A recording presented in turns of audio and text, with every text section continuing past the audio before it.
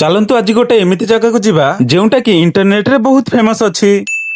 ତ hello guys, welcome back ମାଇ new vlog. ତ ଭାଇ ମାନେ ଆଜି ମୁଁ ଗୋଟେ ଏମିତି ଜାଗାକୁ ବୁଲିବା ପାଇଁ ବାହାରିଛି ଯେଉଁଟା କି ଇଣ୍ଟରନେଟ ରେ ଭାଇରାଲ ହେବା ସହିତ ଏବେ ଇନଷ୍ଟାଗ୍ରାମ ରେ ମଧ୍ୟ ବହୁତ ଟ୍ରେଣ୍ଡିଂ ରେ ଚାଲୁଛି। ଆଉ ସେଇ ସିକ୍ରେଟ ଜାଗାକୁ ଏକ୍ସପ୍ଲୋର କରିବା ପାଇଁ ଆଜି ମୋର ବହୁତ ମନ ହେଇଛି। ସେଥିଲାଗି ସକାଳୁ ସକାଳୁ ଗାଧେଇ ପିଧେଇ ମୁଁ ବାହାରି ଚାଲିଲି ମୋ ଡେଷ୍ଟିନେସନ ଆଡକୁ। ଆଉ ଯେହେତୁ ମୋ ସହିତ ମୋର ଗୋଟେ ଫ୍ରେଣ୍ଡ ବି ଯିବାର ଅଛି, ସେଥିଲାଗି ମୁଁ ତାକୁ ପିକ୍ କରିବା ପାଇଁ ମୁଁ ତାଙ୍କ ଘର ଆଡକୁ ବାହାରି ଗଲି। ଆଉ କିଛି ସମୟ ଗାଡି ଚଲେଇ ସାରିବା ପରେ ମୁଁ ଆସି ପହଞ୍ଚି ଯାଇଥିଲି ତାଙ୍କ ଘର ପାଖରେ। ଆଉ ଆପଣ ମାନେ ଦେଖିପାରୁଥିବେ ଗାଇସ୍, ମୋ ସାଙ୍ଗର ଚାଲିଟା ଝିଅ ପିଲାମାନଙ୍କ ଠାରୁ ବହୁତ ସ୍ଲୋ। ତ ଯେମିତି ସେମିତି କରି ମୋ ସାଙ୍ଗ ପଡି ଉଠି ମୋ ପାଖରେ ଆସି ପହଞ୍ଚିଗଲା। ତାପରେ ଆମେ ଦୁଇ ଜଣ ମିଶିକି ଚାଲିଲୁ ସେଇ ସିକ୍ରେଟ ଜାଗାଟିକୁ ଏକ୍ସପ୍ଲୋର କରିବା ପାଇଁ। ଆଉ ରାସ୍ତାରେ ଯାଉଥିବା ବେଳେ ମୁଁ ଗୋଟେ ଏମିତି ଗାଁଟିଏ ଦେଖିବାକୁ ପାଇଲି ଯାହାକୁ ଦେଖି ସାରିବା ପରେ ମତେ ବହୁତ ଖୁସି ଲାଗିଲା। କାହିଁକି ନା ଏଇ ଗାଁରେ ଏବେକା ଯୁଗରେ ମଧ୍ୟ ଚାଳ ଘରଟିକୁ ବଞ୍ଚେଇ ରଖିଛନ୍ତି। ଆଉ ଏସବୁ ଦୃଶ୍ୟ ଦେଖି ସାରିବା ପରେ ମତେ ମୋ ଛୋଟ ବେଳ କଥା ମନେ ପଡିଗଲା। କାହିଁକି ନା ଯେବେ ମୁଁ ଛୋଟ ଥିଲି ସେତେବେଳେ ମୁଁ ଚାଳ ଘର ଦେଖିଥିଲି। ଆଉ ଏତେ ପୁରୁଣା କଥା ପୁଣି ଆଖି ସାମ୍ନାରେ ଦେଖିବା ପରେ ମତେ ଭାରି ଖୁସି ଲାଗିଲା। ତ ଏତେ ସବୁ କିଛି ଦେଖା ଦେଖି କରିସାରିବା ପରେ ଆମେ ଆସି ପହଞ୍ଚି ଯାଇଥିଲୁ ଗଦି ବଜାର ଉପରେ। ଆଉ ତା ଛଡା ଏବେ ଓଡିଶାରେ ଗରମ ଏତେ ଜୋରସେ ହେଉଛି ଯେ ବାହାରେ ବୁଲିବା ପୁରା ଅସମ୍ଭବ ହେଇଯାଉଛି। ତ ଯେମିତି ସେମିତି କରି ନିଜକୁ ସମ୍ଭାଳି ଆମେ ପୁଣି ବାହାରି ପଡିଥିଲୁ ଆମ ଡେଷ୍ଟିନେସନ ଆଡକୁ।